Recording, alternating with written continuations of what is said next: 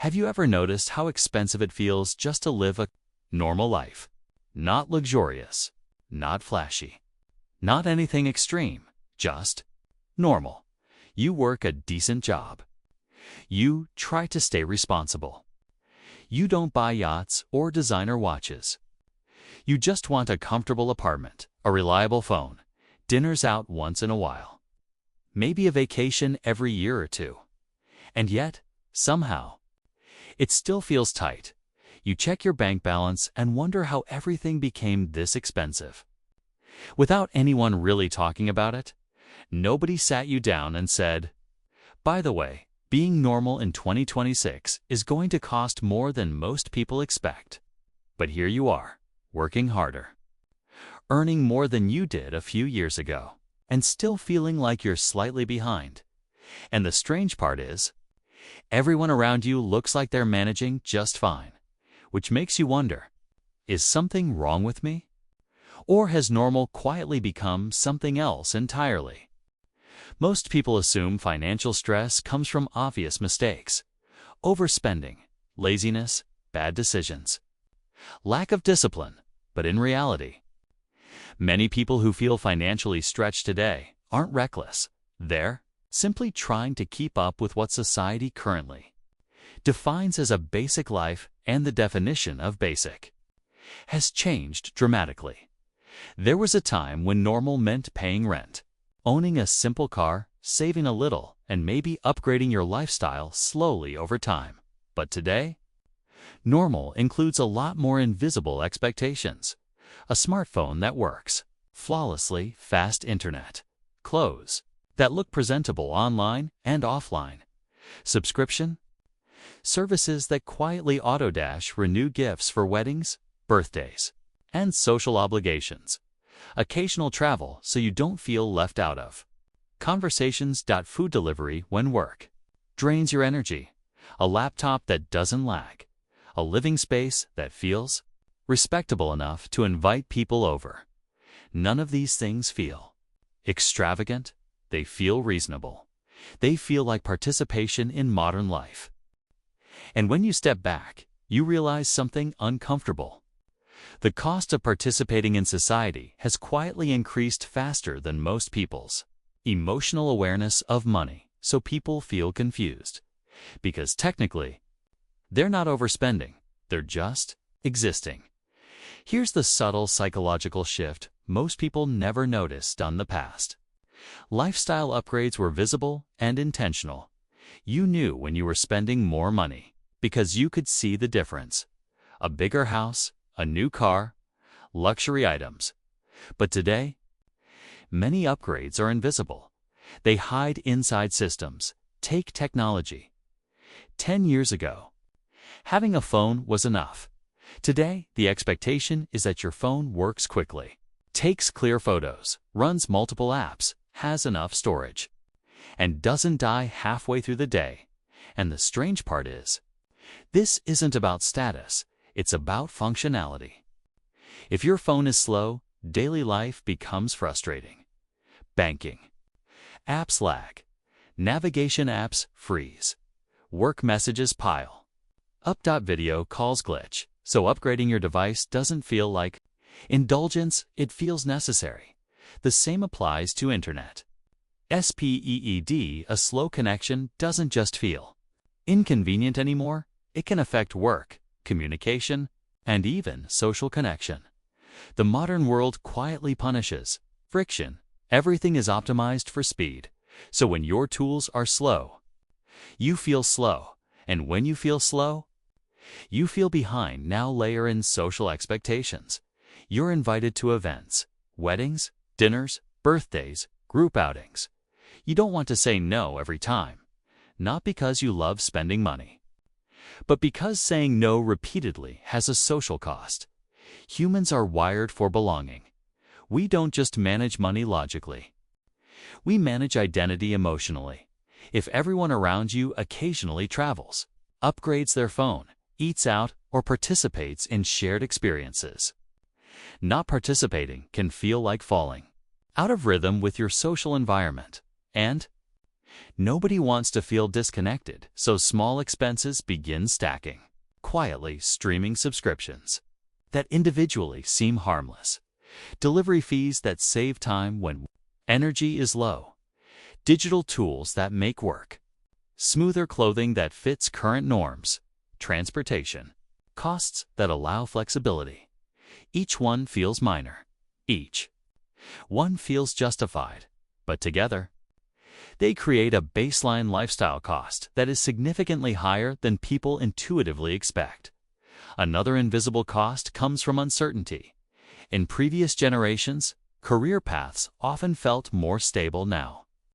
Many people feel pressure to constantly improve skills, courses, certifications, better equipment, networking events, online tools. It's not always about ambition. Sometimes it's about staying relevant, which means part of modern spending isn't about luxury. It's about protection. Protection from becoming obsolete. And psychologically, that pressure weighs more than the price itself because uncertainty creates urgency, and urgency often leads to faster financial decisions. Then there's housing. In many places, rent doesn't just reflect space, it reflects access. Access to safer areas, access to shorter commutes, access to better infrastructure, access to social circles, access to opportunity. People often pay more not because they want something fancy, but because they want fewer daily frictions, less time commuting, less stress, navigating unsafe areas, more flexibility in work hours, more proximity to opportunity. In other words, people often spend more money in order to spend less energy, and energy in 2026 feels scarce. The result is a quiet squeeze, not dramatic enough to create panic, but persistent enough to create background anxiety. You might not feel broke, but you might feel tight, like one unexpected expense could disrupt your rhythm. And this creates a subtle psychological loop. When people feel financially tight, they often look for small ways to feel relief. Ordering food instead of cooking after a long day, buying something small to reward themselves, upgrading something that reduces daily friction. These decisions are rarely irrational. They're emotional balancing acts, tiny attempts to make daily life feel smoother. But over time, they normalize a lifestyle cost that wasn't consciously chosen. It was gradually absorbed, and because everyone else seems to be doing something similar, nobody questions the baseline anymore. Normal quietly becomes expensive. The shift happens when you realize something important. Normal is not a fixed number. Normal is a moving target shaped by environment, technology, and culture. And once you see that, something becomes less personal. If life feels expensive, it doesn't automatically mean you're bad with money. It may mean the definition of basic participation has expanded faster than your internal expectations. Awareness changes the emotional equation. Instead of asking, "Why can't I keep up?" you begin asking, "Which parts of normal actually matter to me?" Because here's the hidden truth. Not every modern expense improves your life equally. Some purchases genuinely reduce stress, reliable technology, comfortable living spaces, tools that support work, experiences that strengthen relationships. But other expenses quietly accumulate without deeply improving your well-being. And the challenge is, modern systems are designed to blur that difference. Convenience often feels essential, but not all convenience creates meaningful relief. Sometimes it just creates habit. When you begin noticing this, financial decisions become less about restriction and more about clarity. You stop trying to optimize every dollar perfectly, and instead, you start choosing which version of normal you actually want to participate in, because there isn't just one definition. There are many, some quieter, some slower, some more intentional, and most people never realize. They're allowed to design their own baseline. One gentle shift is simply observing recurring expenses without immediately judging them. Noticing which ones genuinely make daily life easier and which ones simply prevent small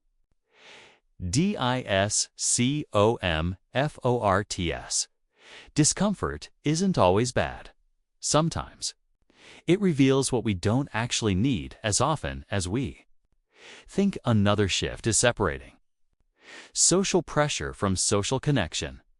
Connection rarely depends on spending as much as we assume. Often, presence matters more than presentation. People remember conversations more than brands. They remember how they felt, not how expensive something was. Another helpful lens is thinking in terms of flexibility rather than restriction. Financial breathing room isn't about saying no to everything. It's about creating space where unexpected events don't immediately create stress. That space might come from small adjustments, not dramatic changes. Maybe fewer automatic renewals. Maybe slightly slower upgrade cycles. Maybe being more intentional about which conveniences actually improve your daily rhythm. The goal isn't minimalism. The goal is alignment. Making sure your spending quietly supports the life you actually want, instead of the life algorithms suggest. Because many modern costs are not accidents. They are design defaults, and defaults are powerful. They shape behavior without asking permission. But once you see them, you regain choice. If being normal feels expensive right now, you're not imagining it. The baseline has shifted quietly, gradually, without much discussion, and many people feel the pressure, even if nobody says it out loud. But awareness softens the weight, because once you understand that normal is flexible, you stop measuring yourself against invisible standards. You begin building a version of stability that fits your priorities, not someone else's pace. Progress doesn't always look dramatic. Sometimes it looks like fewer quiet worries in the background of your day. Sometimes it looks like feeling slightly more in control of your time. Sometimes it simply feels like exhaling because your life feels sustainable. Money decisions become calmer when they reflect clarity rather than comparison, and clarity doesn't require perfection. Just small moments of noticing, small adjustments, small reminders that your version of normal is allowed to evolve. And maybe the real goal isn't to perfectly keep up with everything modern life offers, but to choose carefully enough that your future self feels less pressure and a little more peace.